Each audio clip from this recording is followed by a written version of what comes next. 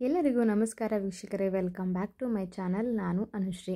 ನಾನು ಇವತ್ತಿನ ದಿನ ಹೈದರಾಬಾದಿ ಗ್ರೀನ್ ಚಿಕನ್ನ ಯಾವ ರೀತಿ ಮಾಡೋದಂತ ತೋರಿಸ್ಕೊಡಕತ್ತೀನಿ. ಯಾರೆಲ್ಲ ನಮ್ಮ ಚಾನಲ್ನ ನೀವು ಸಬ್ಸ್ಕ್ರೈಬ್ ಮಾಡ್ಕೊಂಡಿಲ್ಲ, ಪ್ಲೀಸ್ ದಯವಿಟ್ಟು ಸಬ್ಸ್ಕ್ರೈಬ್ ಮಾಡ್ಕೊಳ್ರಿ. ಹಂಗೆ ಬೆಲ್ ಬಟನ್ ಮೇಲೆ ಕ್ಲಿಕ್ ಮಾಡಿ ಒಂದು ಲೈಕ್ ಮಾಡಿರಿ.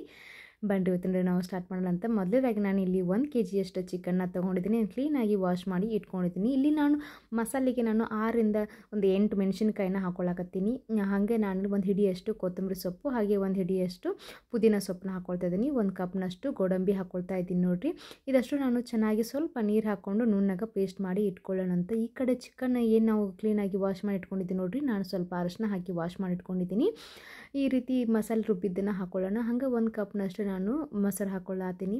ಮೊಸರು ಹಾಕ್ಕೊಂಡಾದಮೇಲೆ 1 ಚಮಚದಷ್ಟು ಪೆಪ್ಪರ್ ಪುಡಿ ಹಾಕ್ಕೊಳ್ತಾ ಇದ್ದೀನಿ. ಪೆಪ್ಪರ್ ಪುಡಿ ಹಾಕಿದ ಆದಮೇಲೆ ನಾನು ಮತ್ತೆ 1 ರುಚಿಗೆ ತಕ್ಕಷ್ಟು ಉಪ್ಪು, ಹಾಗೆ 1 ಲಿಂಬೆಹಣ್ಣಿನ ರಸನ ಹಿಂಡ್ಕೊಳ್ತಾ ಇದ್ದೀನಿ.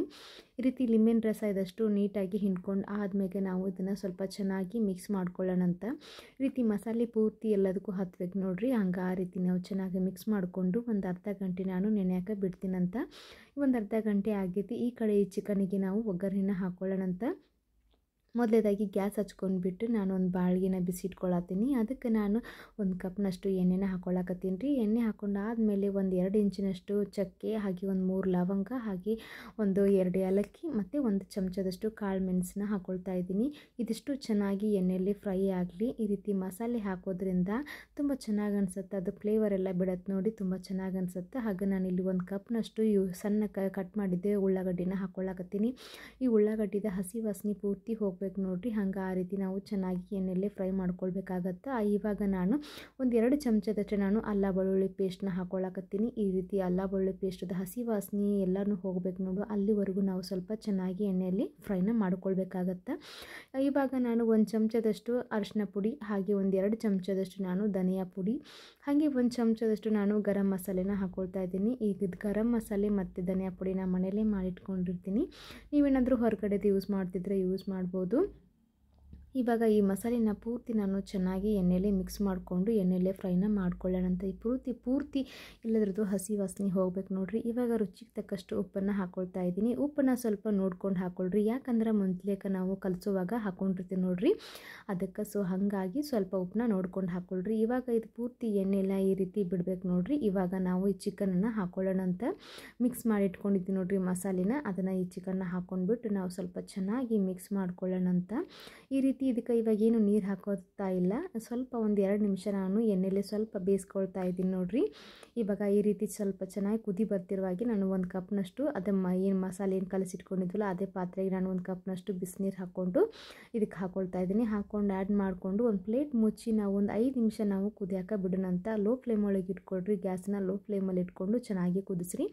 ಇವಾಗ ಸ್ವಲ್ಪ 1 ಚಮಚದಷ್ಟು ನಾನು ಕಸೂರಿ ಮೆಂತ್ಯನ ಹಾಕ್ಕೊಳ್ತಾ ಇದ್ದೀನಿ. ಕಸೂರಿ ಮೆಂತ್ಯಗೆ ಹಾಕ್ಕೊಂಡ್ರೆ ಅಂದರೆ ತುಂಬ ಚೆನ್ನಾಗಿ ಅನಿಸುತ್ತೆ, ಫ್ಲೇವರು ಕೂಡ ತುಂಬ ಚೆನ್ನಾಗಿ ಅನಿಸುತ್ತೆ ನೋಡಿರಿ.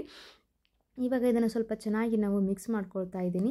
ಮಿಕ್ಸ್ ಮಾಡ್ಕೊಂಡ್ಬಿಟ್ಟು ಇದನ್ನು ಸ್ವಲ್ಪ 5 ರಿಂದ 10 ನಿಮಿಷ ನಾವು ಚೆನ್ನಾಗಿ ಚಿಕನ್ ಪೀಸ್ ಪೂರ್ತಿ ಚೆನ್ನಾಗಿ ಕುದಿಬೇಕು ನೋಡಿರಿ. ಅದು ಹೂ ಅಳ್ದಂಗೆ ಅಳ್ಬೇಕು, ಅಲ್ಲಿವರೆಗೂ ನಾವು ಸ್ವಲ್ಪ ಚೆನ್ನಾಗಿ ಕುದಿಸ್ಕೊಳ್ಳೋಣ ಅಂತ. ಈ ರೀತಿ ಸ್ವಲ್ಪ ಮಧ್ಯೆ ನೀವು ಸ್ವಲ್ಪ ಮಿಕ್ಸ್ ಮಾಡ್ತಾ ಇರಿ, ಯಾಕಂದರೆ ತಳ ಹಿಡ್ದಿದ್ದದು ಗೊತ್ತಾಗತ್ತೆ ನೋಡಿರಿ. ಸೊ ಹಾಗಾಗಿ ಈ ರೀತಿ ನಾನು ಪೂರ್ತಿ ಚೆನ್ನಾಗಿ ಕುದ್ದ ಆದಮೇಲೆ ನಾನು ಇದಕ್ಕೆ 1 ಹಿಡಿಯಷ್ಟು ನಾನು ಕೊತ್ತಂಬರಿ ಸೊಪ್ಪನ್ನ ಹಾಕ್ಕೊಳ್ತಾ ಇದ್ದೀನಿ.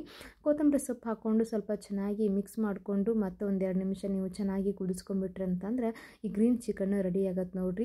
ಇದು ರೊಟ್ಟಿ, ಚಪಾತಿ, ಅನ್ನಕ್ಕೆ ಮತ್ತು ಮಸ್ತ್ ಅನಿಸುತ್ತೆ ನೋಡಿರಿ. ಹಾಗೆ ನೀವು ಯಾರೆಲ್ಲ ಗ್ರೀನ್ ಚಿಕನ್ನ ತುಂಬ ಇಷ್ಟಪಡ್ತೀರಾ ನೋಡಿರಿ, ಅವರು ಕೂಡ ಇದನ್ನು ಮಾಡ್ಕೊಂಡು ತಿನ್ನಿರಿ. ಹಾಗೆ ಬ್ಯಾಚುಲರ್ಸು ಕೂಡ ತುಂಬ ಹೆಲ್ಪ್ ಆಗುತ್ತೆ. ಇದು ತುಂಬ ಈಸಿಯಾದ ರೆಸಿಪಿ ಇದೆ ಕೂಡ, ಅವರು ಇದನ್ನು ಒಂದು ಸಲ ಟ್ರೈ ಮಾಡಿರಿ, ತುಂಬ ಚೆನ್ನಾಗಿ ಅನಿಸುತ್ತೆ. ಇದು ತುಂಬ ಸಿಂಪಲ್ಲಾಗಿ ಮಾಡ್ಕೋಬೋದು, ಜಾಸ್ತಿ ಅಂಥದ್ದೇನು ಕೆಲಸ ಏನು ಇರೋಂಗಿಲ್ಲ ನೋಡಿರಿ. ಇವಾಗ ನೋಡಿರಿ ಚಿಕನ್ ಪೀಸ್ ಎಲ್ಲನೂ ಕುದ್ದೈತಿ. ಇವಾಗ ಗ್ರೀನ್ ಚಿಕನ್ ರೆಡಿ ಆಗೈತಿ. ಇದನ್ನು ನಾನು ಒಂದು ಬೌಲ್ಗೆ ನಾನು ಸರ್ವ್ ಮಾಡ್ಕೊಳ್ತಾ ಇದ್ದೀನಿ. ಈ ರೀತಿ ಗ್ರೀನ್ ಚಿಕನ್ನ ನೀವು 1 kg ಆಗೋಷ್ಟು ನಾನು ಮಾಡಿ ತೋರಿಸಿದ್ದೀನಿ. ಹಾಗೆ ನಿಮಗೆ ಎಷ್ಟು ಬೇಕು ನೋಡಿರಿ ಅಷ್ಟು ಮಾಡ್ಕೊಳ್ರಿ.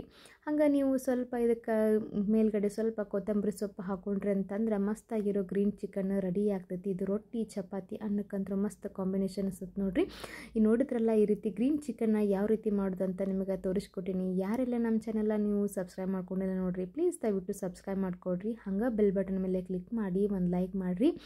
ನೀವು ಈ ಗ್ರೀನ್ ಚಿಕನ್ನ ಒಂದ್ಸರಿ ನೀವು ಟ್ರೈ ಮಾಡಿ ನೋಡಿರಿ, ಹೆಂಗೆ ಅನಿಸ್ತಂತ ನಮಗೂ ಹೇಳ್ರಿ. ನಾ ಮತ್ತೆ ಹೊಸ ರೆಸಿಪಿಯೊಂದಿಗೆ ಮತ್ತೆ ನಾನು ನಿಮ್ಮ ಮುಂದೆ ಭೇಟಿ ಆಗ್ತೀನಂತ. ಅಲ್ಲಿವರೆಗೂ ನಮಸ್ಕಾರ.